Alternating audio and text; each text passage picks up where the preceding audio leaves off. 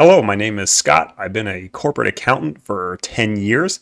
The first 5 years of my career, I was a accountant for a casino company.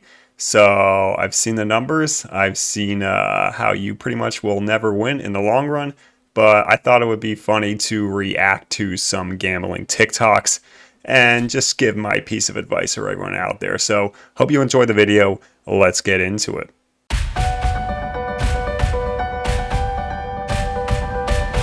Okay, so right off the bat, we got to address the martingale betting system. And according to this TikTok here, martingale consists of flat betting when you win and doubling your bet when you lose. So you'll walk away with 1 unit of profit. Basically, easy example, if you play a hand of blackjack and you bet $1 on it and you lose, you bet $2 on the next hand. If you lose that hand, then you bet $4. So essentially, your 1 unit of betting is $1 in this instance. So it's funny if you look at the martingale system that he's proclaiming here. Essentially, it's with roulette, and it looks like he's betting red or black or going on that lines. So he bets $5 on red, right? It comes up black. He loses, so he bets $10 to win $5. Now that's a huge part of this. Okay, so first of all, look at this little run right here of 5 black, and if he's betting red, he doubled it from 5 to 10 to 20 to 40 to 80. Okay, think about this point right here. This spin number 9, which fortunately for him turned out red, if he's even making these numbers up or not, whatever. He bet $160 to win $5. Okay, just think about that for a second. You're betting $160 to bet 5. Now imagine if that lost, you'd be betting $320 to win 5. And if that lost, you're betting, what, 320 times 2, $640 to win $5. You see how this is problematic? Now, people who are for this system, especially in roulette, like to argue, well, if you do thousands of spins, the chances of you getting a red number or a black number, 12 times in a row are pretty much astronomical. But that's not how it works. Every bet in roulette is its own independent outcome. I mean, think about it. If you're going to a casino and you go to the roulette wheel, how many times do you think that roulette wheel has spun? Seriously, if you go to a casino that's been around for 10 years, how many times do you think that roulette wheel has been spun? Let's just say 1,000,000 times, okay? So in the long run, if 15 red in a row were to come out, in the grand scheme of things, in 1,000,000 spins, 15 red in a row is nothing. And at that point, you're betting, what, thousands of dollars to win $5? Nobody has unlimited money either. And let's not forget, this is cumulative, right? So, yeah, it looks like on this ninth spin, he's only betting $160. But no, think about it. It's 160 plus 80 plus 40 plus 20 plus 10 plus 5. You need to have an infinite bankroll. And guess what? Most of these casinos have a limit of $10,000 per spin. So, even small numbers such as 5, you start getting up to like 14 or 15 rolls, you're going to realize you can only max out at $10,000 and the whole system doesn't even work. Martingale never works. This system is perfect for my favorite gambling expression. It works until it doesn't. This is the single best trend in the NBA, and the data backs it up. Check this out. Away dogs on the money line against, doesn't matter. I mean, look at that graphic. That's what you're looking for in a robust trend. Check it out. Look, this is the single best. Hold on. Robust trend. So first of all, he's just saying bet away dogs. This is NBA, right? He's saying bet the underdog if they're an away team. And he's saying the money or the data backs it up, right? The win-loss, and you can kind of see behind his head there, he's going all the way back to like 2000 probably. Look at that win-loss record, but you're up 200 units over time, right? But what's interesting is he kind of stupidly shows how stupid this system is in his second point. So for 2023, right, at this point when he made this video, 88, 133, and 5, right? So you're betting over what is that? Man, I'm a bad accountant. You're betting 228 games, right? And you're up 6 units. 6 units. Unit, again, it's just how much you're betting. So imagine you bet $5 on every single away dog in 2023. So you bet $5 on 228 games, and you're up, what, like $30.50 or like $31? I mean,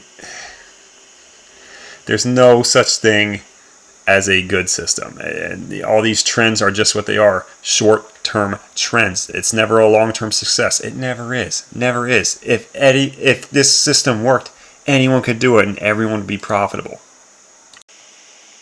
System that if you bet 2 underdogs a day, over time you will definitely profit. All right, so usually you bet 2 games, right? Say they're both point spreads, minus 110, minus 110. You win one, you lose one. So let's say you're betting $100 a game. What are you losing? $10 on that $10 juice. So then maybe you're betting 2 favorites that are just money line, and one's like minus 150 and the other one's like minus 130. You win the minus 150, but you lose the minus 130. So now you're losing, $20. So Well, if you win both, then you're profitable, right? And your betting favorites has a better chance. But let's move on. with this system, if you bet 2 dogs on every day and you just hit one out of those 2, instead of losing that juice, you're now going to win that juice. And, chances are you're only going to hit 1 of 1. You're not going to hit 2 of 2. You're not going to lose both. Chances are. But if you No, chances are you will absolutely lose both. win both, you win 2 underdog money line bets with, the juice. If you lose both, it's all right. You'll get it back. Just stick to the system. And If you lose both, you'll get it back. All right, hold on. I want to see if he backs it up. telling you, over time, you'll notice how much more you're winning because you're betting 2 underdogs. And regardless if you win one and lose one, you're going to win money on it. So there's no justification for saying if you lose both, you're going to make it up. If you have 5 days in a row where you bet 2 dogs and you lose each time, you're going to have to win, 4 or 5 bets to just break even. You can see it just, okay, first of all, there's a reason that they're plus odds, and that's because they're underdogs, right? So chances are, if you want to play that game, that they're going to lose, at least according to Vegas. But also realize this. Let's just, for a second, let's just say that every single person in the sports gambling world followed this strategy, right? And let's say they all bet the same 2 games every day. They bet the same 2 dogs. Let's say they're plus 120 each, plus 120, plus 120. Well, if every single person's betting that, what's going to end up happening is that plus 120 is going to very quickly become a favorite, and only a certain amount of people are going to be able to do this. So, Vegas isn't stupid. The second that everyone starts betting on dogs, those dogs become less and less and less of a good attractive price, and it doesn't really reflect their true odds. So, it's a system, and there's no such thing as a good system. Betting dogs, like maybe in the long run, and if you're betting very, very, very small units that have astronomical odds, I'm talking like you bet once a day every year, like $1, and you bet odds of 365 or better, well, then you only need to hit 1 bet a year to break even. And, I guess that could be a fun strategy, but at the same time, you're most likely not going to win, so what's the point of it? I don't think you should be doing too much gambling tonight, Alan. Gambling? Same thing about gambling. It's not gambling when you know you're going to win. Counting cards is a foolproof system. It's also illegal. It's not illegal. It's frowned upon, like masturbating on an airplane. All right, so let's get one thing straight. As a corporate accountant, I did learn this officially. No, it is not illegal to count cards. And foolproof system, no, it is absolutely not a foolproof system. But counting cards absolutely does give you closer to an edge, closer to the player. There's a lot of variables that go into this. So typically, when you walk into a casino and you're playing blackjack, you're going to have let's say a normal table is like $10 to $20, a minimum of a hand. And at these tables, unless you go to a high roller table, a lot of these are going to have multiple decks, multiple decks. I'm talking like 8 decks all the way up to 12 decks. And what ends up happening is that because there's so many decks, you can't really count cards, because the true number doesn't really matter that much when there's so many decks at stake. So counting cards is better for higher limits where there's way less decks used and the number actually means something. It's more important. Is it a winning system? I mean, first you got to be really quick with counting, right? It takes a lot of practice.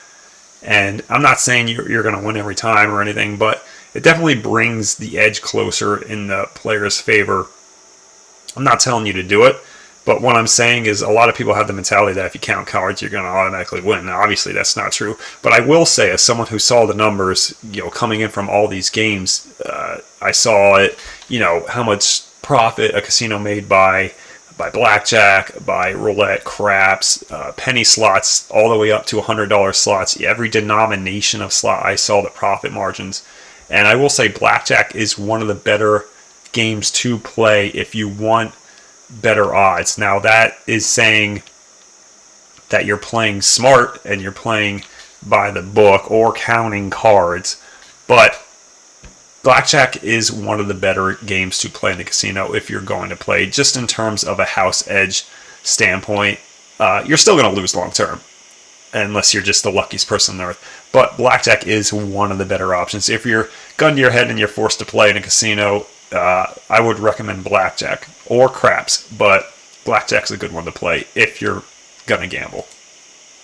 One thing I did want to add that I forgot to mention is that, so when you do go to a higher limit blackjack table, what you're typically going to see is a little sign that says no mid-shoe entry, meaning that, you can't watch 10 hands from the sidelines and then all of a sudden go on the table and start betting. You have to play it out from the very beginning, from the very cut of the deck. And as soon as they start shuffling and start dealing, you cannot no longer get into the hands if you're an outsider. So that's one of the ways that casinos kind of tries to prevent you from counting cards on shorter decks. In the last video, I said there was almost no way to tell when a machine was due to hit a jackpot. This is the only way.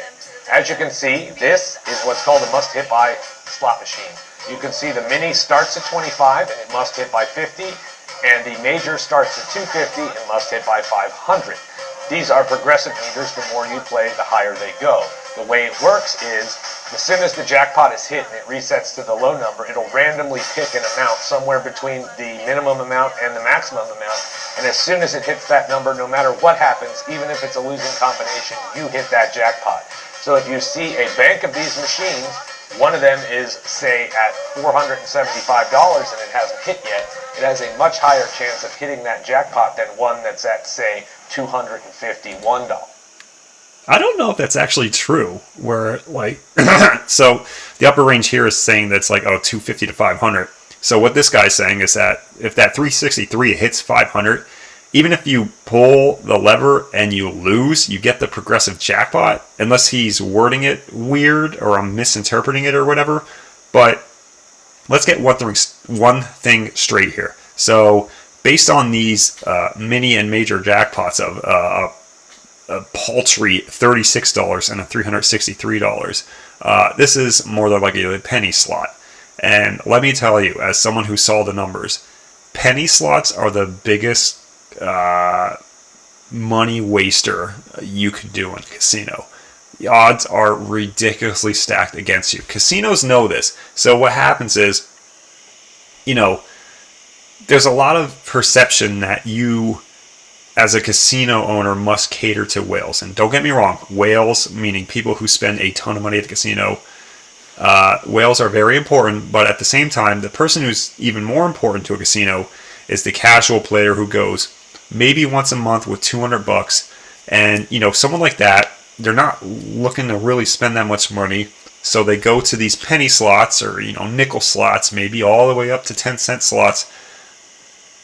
The casino knows this, and the casino knows that, if they do these little bets at a slot machine, like 5 cents at a time and 10 cents at a time, they're more likely to play, they're more likely to stay, and the longer you go on a slot machine, the more likely it is to lose. But this is especially true with lower denomination slots. Slot machines are just the biggest waste of time you can possibly do in the casino. Everything is a waste of time in the casino unless you're getting free comp somehow.